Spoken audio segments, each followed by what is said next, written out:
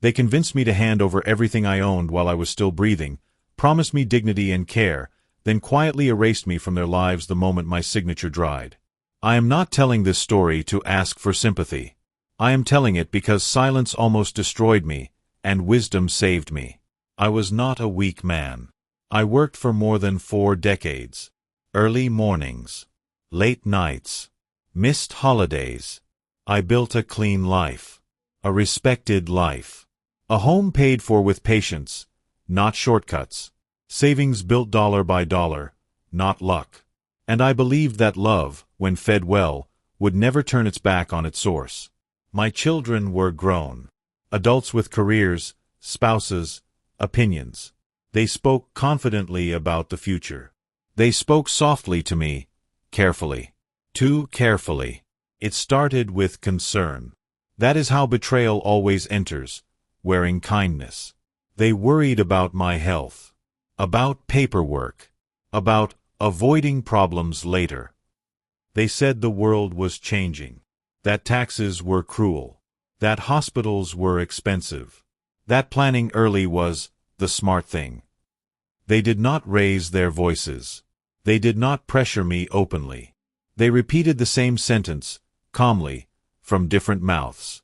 You deserve peace now. I liked that sentence. I trusted it. I signed documents I had reviewed. I transferred assets I had protected for years. I divided my inheritance early, evenly, fairly. I told myself this was generosity, not surrender. For a short while, nothing changed. Calls still came. Dinners still happened. Smiles still reached the eyes. Then small things shifted. Replies took longer. Visits shortened. Excuses grew polite but frequent. I noticed, but I did not accuse. A father learns patience early. Then one day, I asked for help. Not money. Time.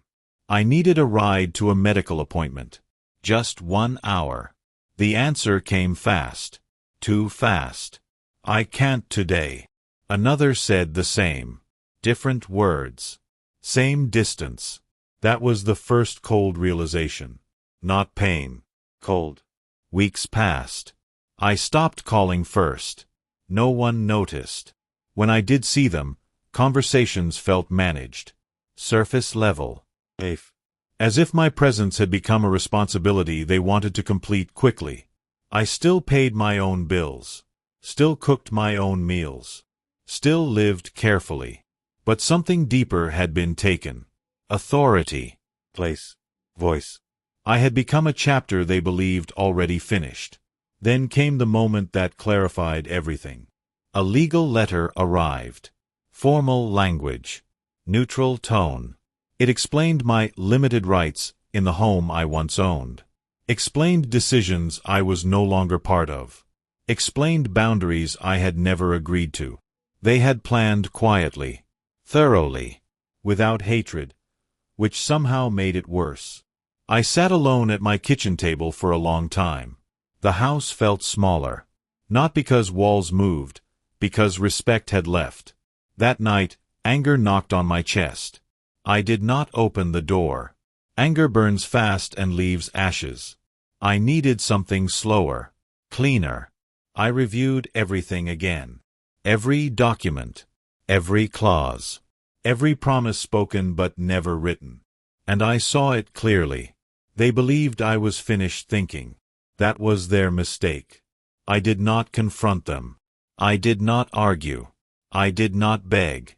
I adjusted. I listened more than I spoke. I smiled when expected. I thanked them for things they no longer did. And quietly, patiently, I began reclaiming something far more powerful than money. Control. Because when people think they have already won, they stop guarding their blind spots. And I had nothing left to lose, except my dignity. So I protected that first. I learned very early in life that dignity survives best when it stays quiet. After that letter, I behaved exactly the way they expected an old man to behave. Confused, polite, grateful for scraps of attention. I asked fewer questions. I accepted vague answers. I nodded more than I spoke. They relaxed. That is the danger of underestimating someone who has already lost everything. I stopped sharing my thoughts with them, not out of bitterness, out of clarity. Instead, I observed. I noticed how conversations happened only when they needed confirmation. How family gatherings now felt like scheduled check-ins. How decisions were announced, not discussed. They spoke around me, not to me. As if I were furniture that still remembered stories. I let them believe that. At night, I replayed the past with honesty, not regret. I remembered raising them. Late nights waiting for them to come home. The way I stepped back so they could step forward. I did not regret generosity. I regretted timing. Generosity given too early teaches people the wrong lesson. One afternoon, one of them stopped by unexpectedly. Friendly tone. Short visit. They glanced around the house, casually. Mentioned future adjustments. Suggested downsizing. I smiled. "I'll think about it," I said. That sentence meant relief to them. It sounded like surrender. What it meant to me was time. I began making small changes that drew no attention. Organizing records. Updating contacts.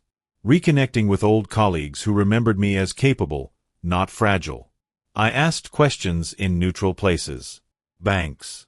Advisors. People trained to listen without judgment. I learned what was reversible, what was not, and where patience could still change outcomes.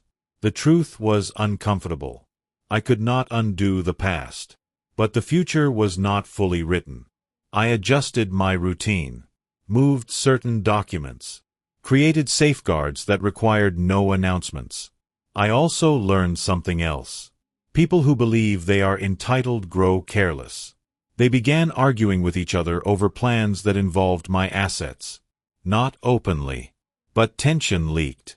I watched that tension quietly stretch. One evening, during a family dinner, someone corrected me sharply. A small thing. But the tone was final. I looked around the table. No one defended me. That was the moment I stopped hoping. Hope clouds judgment. Acceptance sharpens it. I excused myself early that night. No drama. No confrontation. Later, messages arrived apologizing for the misunderstanding. Concern appeared when silence became noticeable. I responded kindly.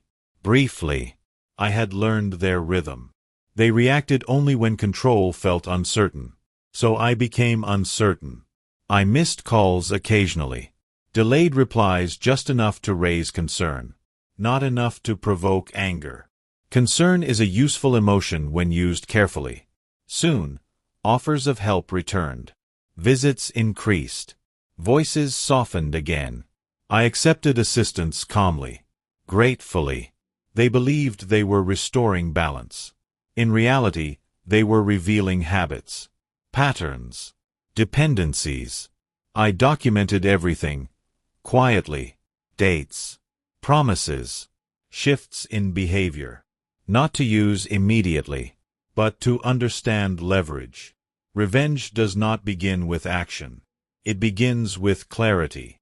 And clarity had finally arrived. I no longer wanted to punish them. I wanted fairness, without shouting, without courts, without becoming someone I would not recognize. Justice that teaches lasts longer than justice that wounds. So I waited.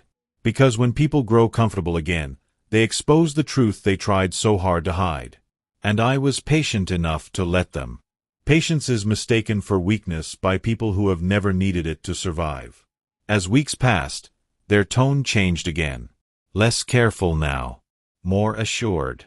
They began speaking about what's best for me without asking.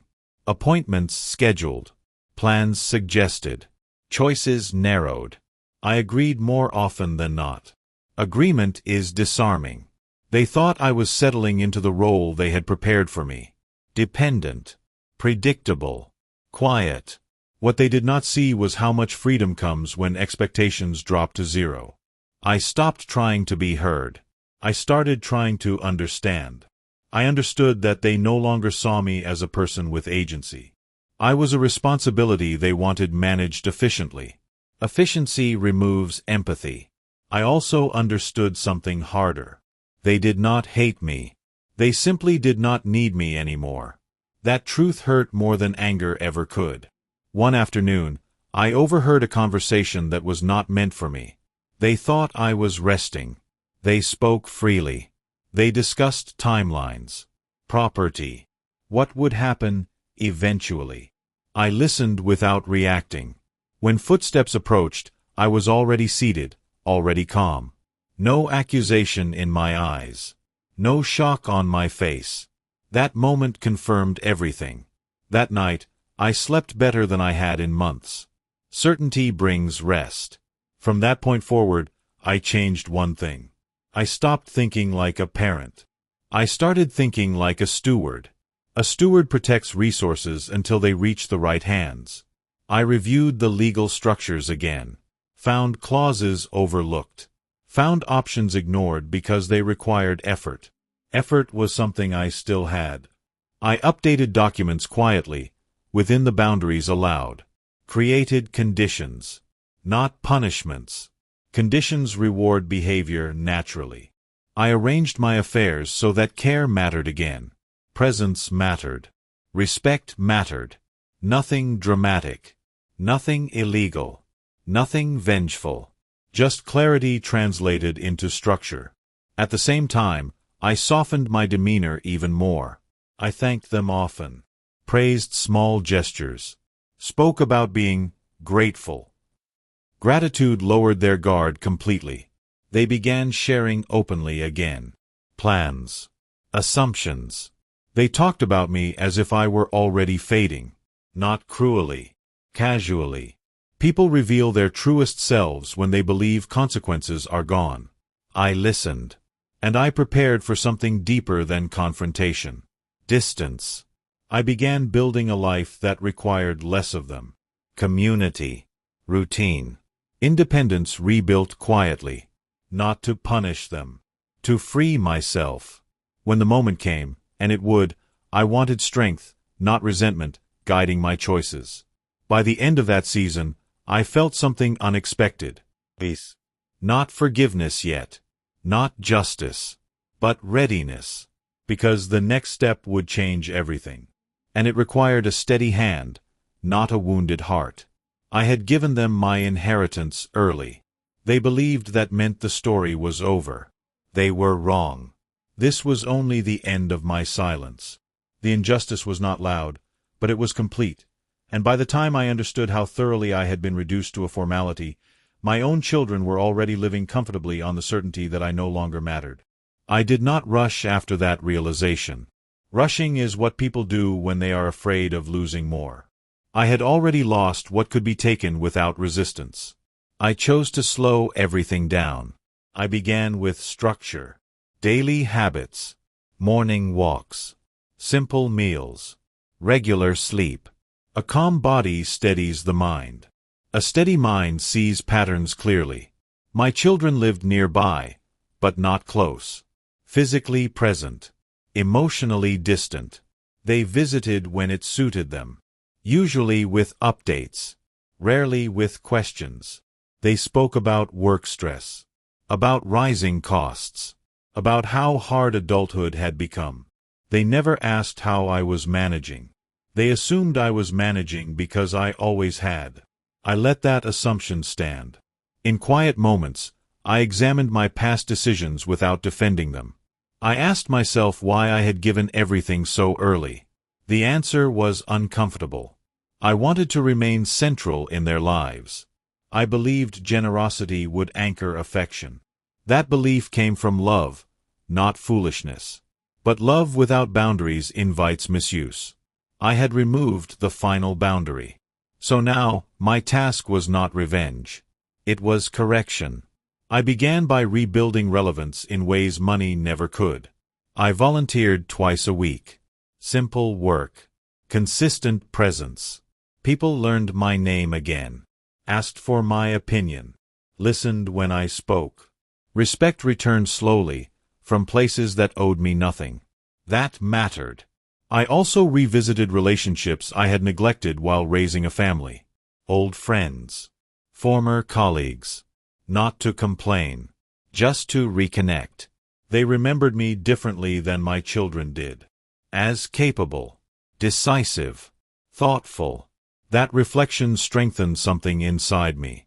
At home, I reduced my needs deliberately. Fewer expenses. Less reliance. Independence is a quiet form of power. When my children noticed, they framed it as concern. Are you okay? Do you need help? Their concern was reactive, not proactive. I thanked them. Assured them I was fine. That unsettled them more than complaints ever could. People grow uneasy when the dependent stops depending. One evening, during a casual visit, someone joked about how simple my life had become. The laughter was light. The implication was not. I smiled. Simplicity gives clarity, I said. The room shifted. Not visibly, but enough. From that point on, they paid closer attention. Not out of care, out of caution. They had built plans that assumed my passivity. Any deviation felt like risk. That was useful. I never threatened. Never hinted. I simply continued living as someone who was not waiting to be managed. And slowly, without saying a word, I reclaimed something they had quietly taken from me. Presence. They began watching me the way people watch something they no longer fully understand. Not openly. Not suspiciously. Just enough to notice changes. I stopped asking before making decisions. Stopped explaining myself. Stopped justifying small choices. I informed instead. That shift unsettled them. Authority does not disappear overnight. It erodes when people believe it no longer serves them. And it returns when it stops asking for permission. I noticed their questions changing. Not, how are you? But, what are you planning? I answered simply, I'm taking care of things. That sentence did more than any argument ever could. Because care, when spoken calmly, reminds people of capability. I also noticed something else. When money enters a relationship too early, gratitude leaves early as well. They spoke freely now about expenses, investments, upgrades. Sometimes they framed it as conversation, sometimes as assumption. I listened without interruption. Listening makes people careless with honesty. One afternoon, I was invited to a meeting I had not asked for. A casual sit-down, coffee on the table, pleasant tones. They explained plans that involved what was once mine. Spoke as if approval was expected, not required. I let them finish. Then I asked one question. And where do I fit into this? Silence followed. Not long. Just revealing. They recovered quickly. Reassured me. Used words like always, of course, family. I nodded. Words cost nothing when ownership has already shifted. After that meeting, I made a decision that surprised even me. I stopped feeling betrayed. Betrayal assumes intent. What I experienced was entitlement. And entitlement grows where boundaries are removed too early. Understanding that softened my heart without weakening my resolve. I adjusted my estate structures within the space still legally mine. Not to take back what was given, but to redirect what remained possible. I placed conditions on future benefits. Care-based, presence-based, respect-based. No threats. No ultimatums. Just alignment. At the same time, I prepared for the possibility that nothing would change. Preparation is not pessimism. It is dignity. I arranged long-term support that did not rely on family goodwill. Professionals. Systems. Neutral parties. When my children learned of this, their reactions varied. Confusion. Concern. Thinly veiled offense. They asked why I did not trust them. I answered honestly, without accusation. Trust is strongest when it's not the only option. That sentence ended the conversation. From that day on, their visits increased. Calls came more regularly. Help was offered more eagerly. But something about it felt rehearsed. Care given to preserve access is not care. It is maintenance. I accepted it politely. But I did not rely on it. Inside, something had shifted permanently. I no longer needed them to return what they had taken. I needed them to understand what they had lost. And that understanding does not come from lectures. It comes from absence. So I slowly reduced availability. Not suddenly, not dramatically, just enough to create space. And in that space, they began to feel the weight of what they had assumed was permanent. Distance teaches lessons that words cannot carry. As I reduced my availability, I did not announce it. I simply lived my days without waiting. Calls were returned later. Visits shortened naturally. Excuses became mutual. At first, they seemed relieved. Less responsibility. Less obligation. Then something shifted. They realized they no longer knew my routine, my plans, my priorities. Control weakens when information disappears. Questions returned, disguised as concern. Are you seeing anyone regularly? Do you have help lined up? Is everything okay? I answered calmly. Yes. I'm covered. I'm fine. Those answers unsettled them more than complaints ever had. Because independence threatens entitlement. One evening, one of them arrived unexpectedly. No announcement.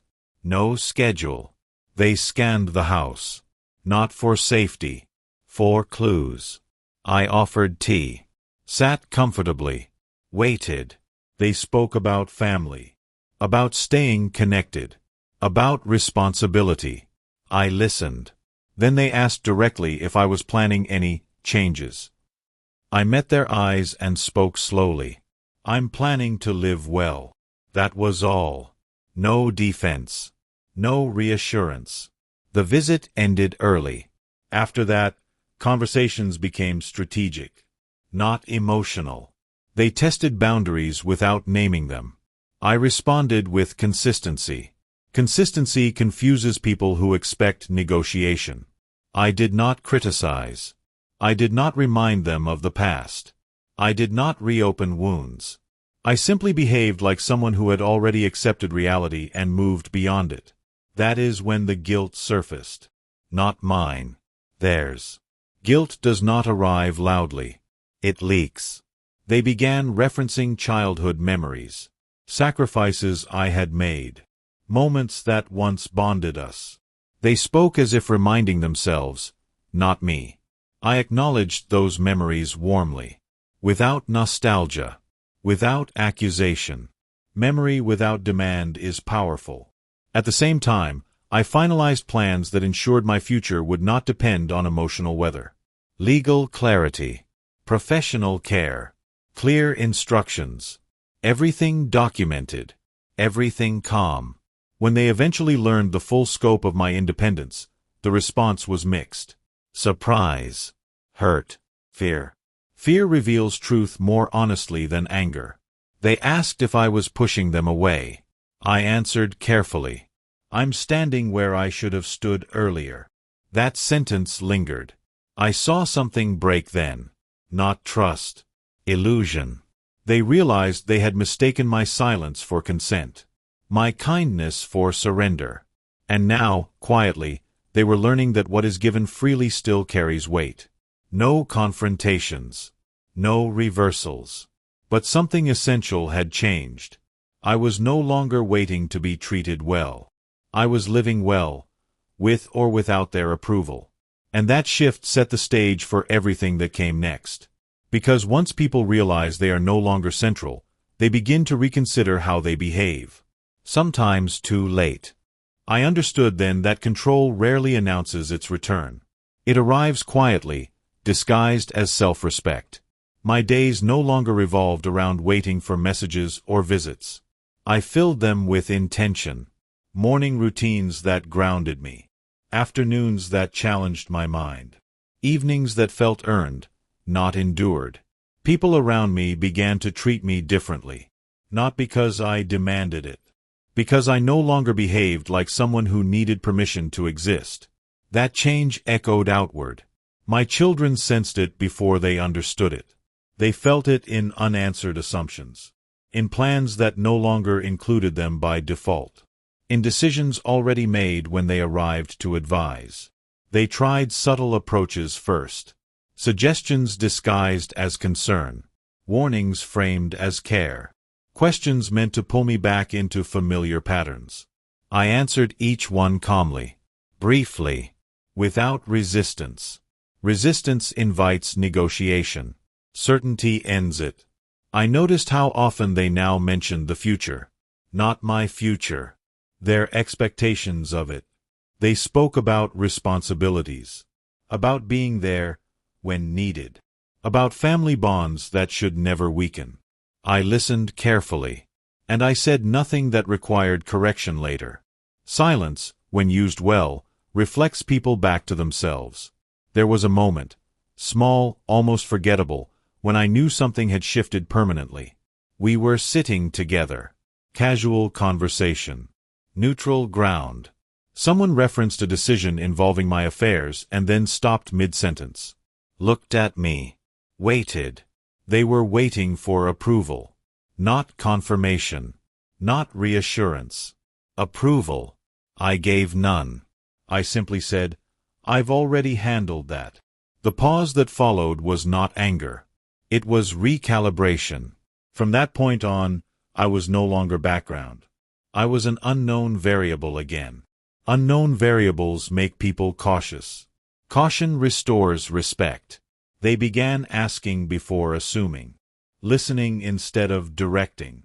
Choosing words more carefully. Not because they had changed, but because the balance had. I did not celebrate this shift. I did not enjoy it. Power regained late in life is not thrilling. It is sobering, because it forces you to confront how easily it was taken. I reflected often on my earlier choices. Not with shame. With understanding. I had believed love was proven by giving early. By removing obstacles. By making paths smooth. But smooth paths teach nothing about effort. Effort teaches value. And value, once learned too late, brings regret. That regret began surfacing quietly. They asked more about my health. Not out of panic. Out of fear of exclusion.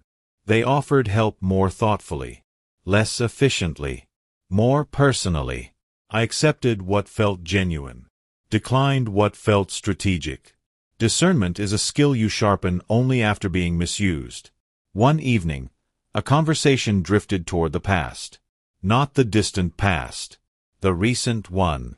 There were acknowledgments. Carefully worded. Incomplete, but present. I did not interrupt. I did not correct. Acknowledgment that arrives unforced carries more weight than apologies demanded. I responded with honesty that did not accuse. I trusted too easily. And I learned. Nothing more. Learning changes relationships more than blame ever could. From that night forward, something softened. Not fully, but enough. They no longer spoke as if time was guaranteed. As if access was automatic. They began to show up differently. Not perfectly, but consciously. And I understood something important.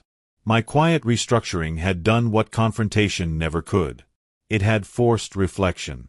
Not because I punished them, but because I removed certainty. Certainty breeds neglect. Uncertainty demands presence. I was not seeking revenge anymore. That phase had passed without ever needing to be acted out. What I wanted now was alignment. Between intention and behavior. Between words and actions. And if alignment never came fully, I was prepared. That was the greatest gift I had given myself. I had built a life that did not collapse if others failed me. I had restored my own foundation. Whatever followed would be met from strength, not fear. And that made all the difference. What surprised me most was not their reaction, but my own. I did not feel victorious. I did not feel satisfied.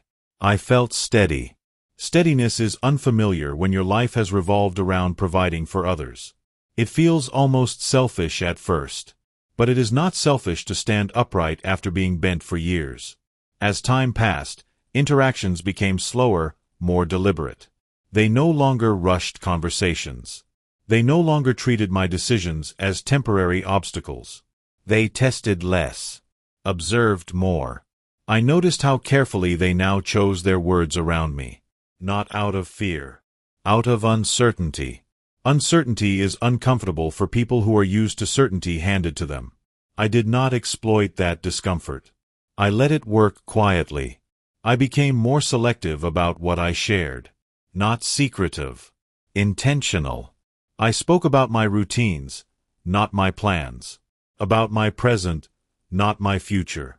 People cannot manipulate what they cannot predict. They asked questions that once would have triggered long explanations from me. I answered them with fewer sentences. Clarity does not require volume. At the same time, I paid attention to my own behavior. Power can corrupt even when reclaimed late.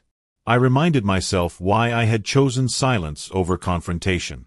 Why I had chosen structure over anger. Because anger would have made this about them. Structure made it about me. There was a day when one of them finally said something honest. Not carefully honest. Not polished. Just honest. They admitted they had assumed I would always be there. Always flexible. Always forgiving. They did not say it with cruelty. They said it with surprise. As if they had only just realized what that assumption meant. I listened without interruption. Listening without correcting is difficult when you have waited years to be understood. But I stayed silent. Silence allowed them to continue. They spoke about pressure. About life moving fast. About not noticing when lines were crossed. None of it excused what happened. But it explained it. Explanation does not erase harm. It contextualizes it. When they finished, they looked at me, waiting. Waiting for reassurance. Waiting for absolution. Waiting for the familiar role to return. I did not give any of that. I said something simple. I don't doubt that you didn't mean to hurt me. But I did get hurt.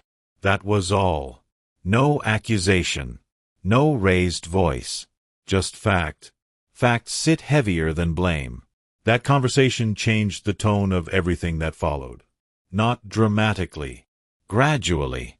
They became more attentive. Not perfect. But present. Presence, when it is chosen and not required, has value. I accepted their effort without celebrating it.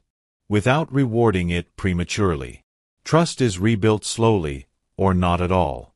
I continued living independently. Continued honoring my routines.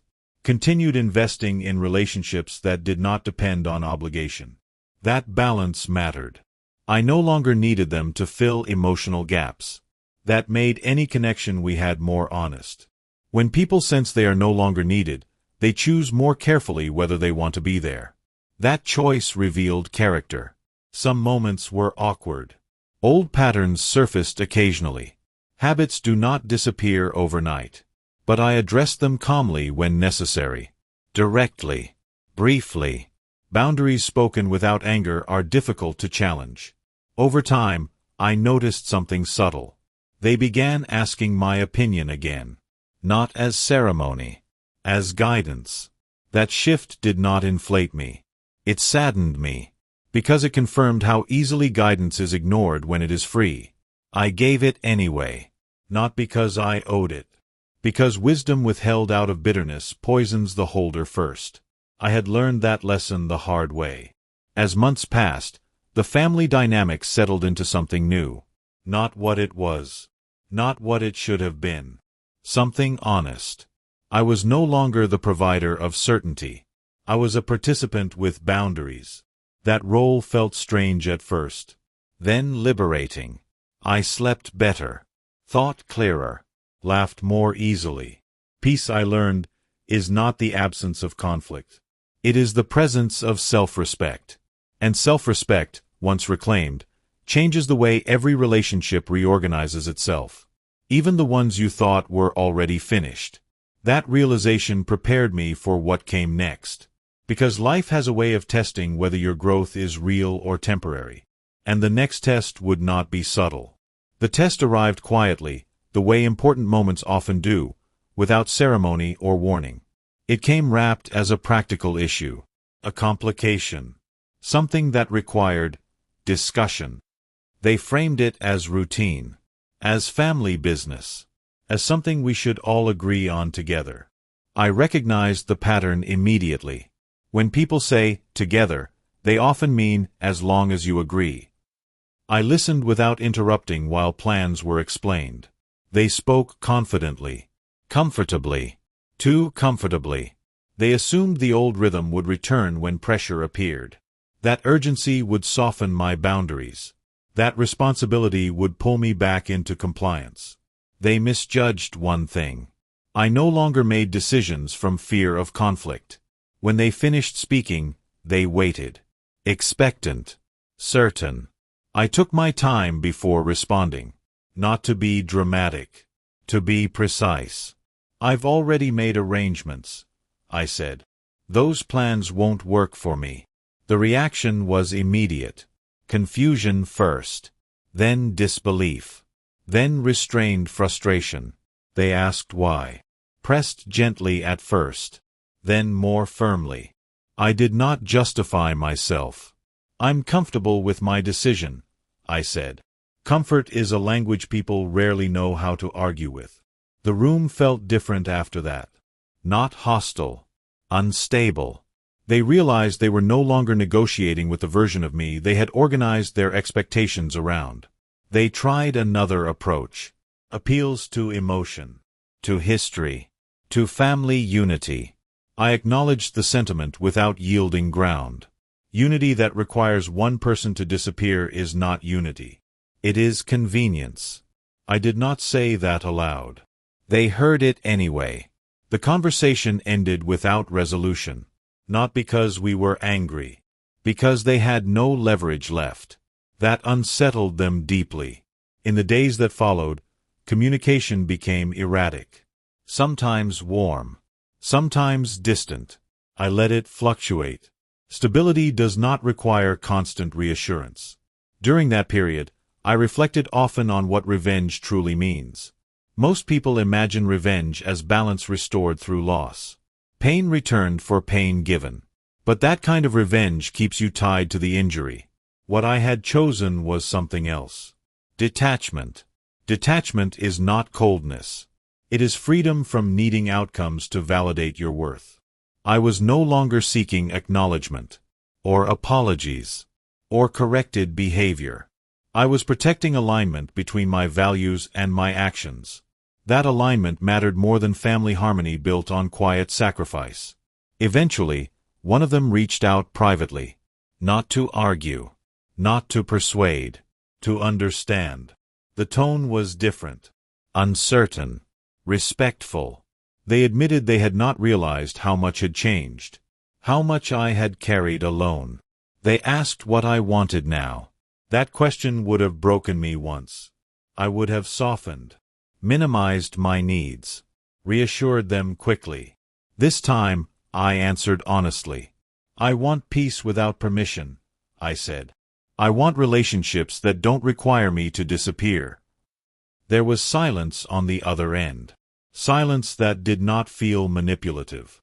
Silence that felt reflective. Not everything heals. Some things recalibrate. Over time, interactions settled again. Different, but functional. They no longer assumed access. They requested it. They no longer planned around me. They consulted me. Not consistently. Not perfectly.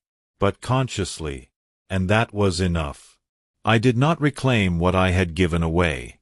Money rarely returns dignity. What I reclaimed was agency. I reclaimed the right to decide how I would live the remainder of my life. Who would be close?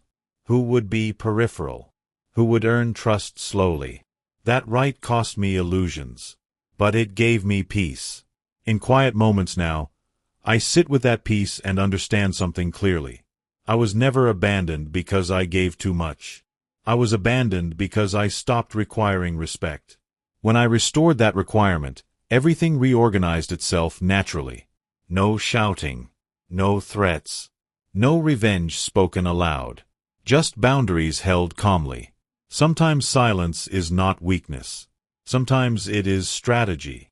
What followed was not dramatic. That is important. People expect justice to announce itself. It rarely does. Life continued. Days passed. Conversations happened. Silence filled the spaces where entitlement once lived. And in that quiet, the truth settled. They adjusted their behavior not because they suddenly became better people, but because the environment had changed. I was no longer predictable. No longer available by default. No longer a background figure in my own life. That forced recalibration. I noticed it in small things. They asked before visiting. They listened longer before responding. They stopped finishing my sentences. Respect did not return as warmth. It returned as caution. And I accepted that. Because forced affection is not love. But chosen restraint is a form of recognition. I also noticed something else. They began to experience inconvenience. Not punishment. Inconvenience. Decisions took longer. Plans required coordination. Assumptions failed. They had built a life assuming my flexibility would absorb pressure. Without it, pressure redistributed itself. That is how natural justice works. No one was harmed. No voices were raised. But effort returned to places where it had been missing. One evening, during a quiet visit, someone said something revealing. I didn't realize how much you handled without saying anything. I looked at them calmly. Most people don't, I said. That sentence carried no bitterness. Only truth. They nodded slowly, as if seeing a structure that had always been there but never acknowledged.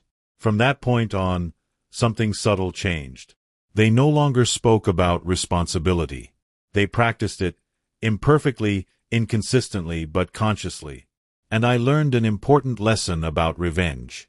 Revenge that educates is more powerful than revenge that humiliates.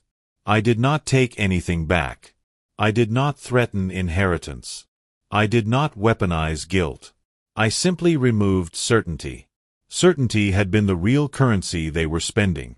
As time went on, I grew lighter. Not because relationships healed completely, they didn't. But because I stopped measuring my worth by how well I was treated. I invested in myself fully now. My health. My routines. My interests. I traveled alone. I met people who knew nothing about my past generosity and therefore valued me only for who I was in the present. That was freeing. I was no longer a role. I was a person. Eventually, one quiet moment brought everything into focus. We were together, sitting without agenda. No plans. No discussions. Someone said, softly, we should have handled things differently. There was no apology attached. No explanation. I nodded. Yes, I said. You should have. And I let the silence hold the rest. That silence did not demand more. It didn't need to. Because the lesson had already landed. I had given my inheritance early. That was a mistake. But losing money taught me something more valuable. Never give people the ending of a story before they've proven they deserve to stay in it. I am not angry now. I am not bitter. I am not seeking revenge. I am at peace. And peace, I've learned, is what happens when you stop begging for fairness and quietly build a life that does not require it. Sometimes silence is the best revenge. Not because it hurts others, but because it finally restores you. Life had a rhythm I had not felt for years. I woke with intention instead of obligation. I spoke with purpose instead of expectation. I moved without waiting for approval. They noticed it. Not immediately, and not overtly. But their behavior shifted subtly. They asked fewer questions. They tried fewer assumptions. They gave space, unsure how I would respond. I filled that space with myself. I cultivated things I had delayed. Books I had wanted to read. Walks I had wanted to take. Meals I had wanted to cook without rushing. Friendships I had neglected because I was too busy keeping everyone else comfortable. They noticed that too. One of them commented once, casually, "You seem different. Happier, maybe." I smiled, quietly, and did not answer. Happiness had nothing to do with them. It was mine alone to hold. I also observed how easily they had underestimated patience. Patience, unlike anger, does not demand attention. It moves slowly, reshaping the environment without announcing itself. It forces people to adjust without force. I began testing small boundaries, silently, in daily interactions. A delayed response to a message. A polite refusal to accept an offer I did not need. A subtle insistence on doing things my way. Each time, they reacted, almost imperceptibly. Slight hesitation. Reassessment. A pause in their assumed control. It was satisfying, not because I enjoyed it, but because balance had returned naturally. I had given them freedom before. They had squandered it. Now I had reclaimed mine, not loudly, but with quiet consistency. I also realized something about forgiveness. Forgiveness does not mean forgetting. Forgiveness does not mean trust returns automatically. Forgiveness is the ability to continue living while others have learned their own lessons, or not. When they reached out, asking for advice or sharing updates, I responded with clarity. No resentment. No accusation. Just guidance. And when they stumbled, I allowed natural consequences to follow. Not as punishment, but as demonstration. Consequences are more powerful than lectures. They teach without anger. They teach without shame. They teach with reflection. Over time, their approach changed again. Subtle care appeared, not because I demanded it, but because they realized I was no longer the person who would absorb negligence. Their words became measured. Their actions intentional. Not perfect, but deliberate. I accepted it calmly. I no longer sought gratitude. I no longer sought acknowledgement. I only sought alignment between actions and respect. And in that quiet space, I finally understood. Revenge does not require cruelty. Justice does not require confrontation. Life corrects itself when you remove certainty, enforce boundaries, and hold space for reflection. I had given everything too early. They had taken it for granted. I reclaimed the balance not through conflict, but through patience, awareness, and careful presence. And the most important lesson settled in my heart. Strength is quiet. Influence is subtle. Peace is far more powerful than any anger I might have felt. It happened quietly, almost imperceptibly. I noticed the first signs during a routine conversation. One of them, speaking casually, revealed a plan I had never been consulted on, a plan that assumed I would continue to be passive, to accept what they thought I should. I did not react immediately. I listened carefully. I let the words settle. And then I realized something profound. This was my moment. Not for confrontation. Not for vengeance. But for quiet, patient correction. I began making small, deliberate changes in how I engaged. I set clear conditions for involvement. I enforced them calmly. No shouting. No drama. Just principles applied consistently. The reactions were subtle at first. Confusion. Slight hesitation. Then, concern. People sense patterns more quickly than explanations. When I acted consistently, they realized they had miscalculated. Their certainty about me, about how I would respond, had vanished. I reinforced that by living independently, fully, without demanding recognition. I rebuilt my routines. I strengthened relationships outside of family obligations. I became visible again as a person of influence, not as someone to be managed or overlooked. I watched them adjust. They started asking questions instead of assuming.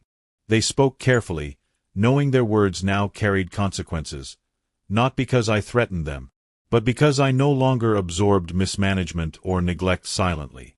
And then came the moment that brought everything into sharp focus. One of them, without planning it, admitted something. I didn't realize how much you had done for us, and how little we had appreciated it. I nodded calmly. No words of blame. No lecture. Understanding comes with time, I said. And I let the silence carry the rest. That acknowledgement changed the energy completely. Respect returned, not because I demanded it, but because they saw the consequences of their earlier assumptions. They adjusted their behavior, not out of fear, but out of recognition that relationships require reciprocity, not entitlement. The resolution unfolded naturally after that. I did not reclaim anything tangible. I did not take back money or control. I reclaimed something far more important. My agency. My dignity. My voice. They now sought guidance instead of dictating plans. They considered my perspective instead of ignoring it. And they began contributing willingly, not as an obligation, but as a conscious choice. I learned that true justice does not always arrive through confrontation. It arrives through patience, awareness, and the quiet enforcement of personal boundaries. The house I had once handed over too early remained theirs. The inheritance remained with them. But what I had thought was lost forever, my self-respect, my clarity, my calm authority, had been quietly restored. And in the end, I understood something simple, yet profound. Revenge is not about taking back what you've lost. Revenge is about never allowing the loss to define you. By the time they realized the depth of their miscalculation, it was too late. Not because I had trapped them, but because I had freed myself. And that freedom was far more satisfying than any confrontation or restitution could ever have been. I no longer measured my life by their recognition. I measured it by my choices, by my patience, by my ability to act calmly when others assumed I would react with anger. And that calm, measured approach rewrote the story entirely. Not through noise, not through fury, but through quiet justice, patience, clarity, and self-respect. Sometimes, the most powerful victories do not come with drama. They come when you stand quietly, live fully, and allow others to witness the strength they once thought was gone. I had given my inheritance early. They had left me with nothing tangible. But I had regained everything that mattered. Dignity. Autonomy. Peace. Looking back now, I see the pattern clearly. I gave too much too soon. They took it for granted. They assumed my patience, my generosity, my silence were endless. And for a while, that assumption defined our lives. But life has a way of teaching lessons quietly, without drama, without shouting. It teaches through absence, through calm observation, through the natural consequences of our choices. I did not take anything back from them. I did not humiliate them. I did not demand apologies. I simply changed the equation. I changed myself. I changed how I allowed my life to be defined. And in that shift, the balance returned. I learned that peace does not come from forcing justice. It comes from living aligned with your own principles, protecting your dignity, and refusing to let others' assumptions dictate your worth. I learned that revenge is not about retaliation. It is about reclaiming control, silently, intelligently, without letting anger cloud judgment. I also learned that forgiveness is not weakness. Forgiveness is the understanding that everyone, even those we love most, is flawed. It is the decision to live well despite that flaw, to restore your own life first, and allow others the chance to change on their own, or not. I watch my children now, not with bitterness, not with expectation, with clarity, with quiet hope that they will understand what I have learned. And I live my days fully. I care for myself. I pursue what brings meaning. I walk freely, speak calmly, and act with intention. Because in the end, it is not wealth, or control, or even acknowledgement that restores you. It is patience. It is presence. It is the unwavering choice to protect your dignity and your peace, no matter what others do. Sometimes the best revenge is not seen, not heard, not measured in what is taken back. It is felt, quietly, deeply, in the life you reclaim, in the freedom you cultivate, and in the peace you hold within yourself. I gave my inheritance early. They left me with nothing tangible. But I gained everything that truly matters. And that, more than anything else, is how justice unfolds. Sometimes silence, patience, and calm resolve are the strongest, most lasting forms of revenge. And sometimes, they are the clearest path to peace.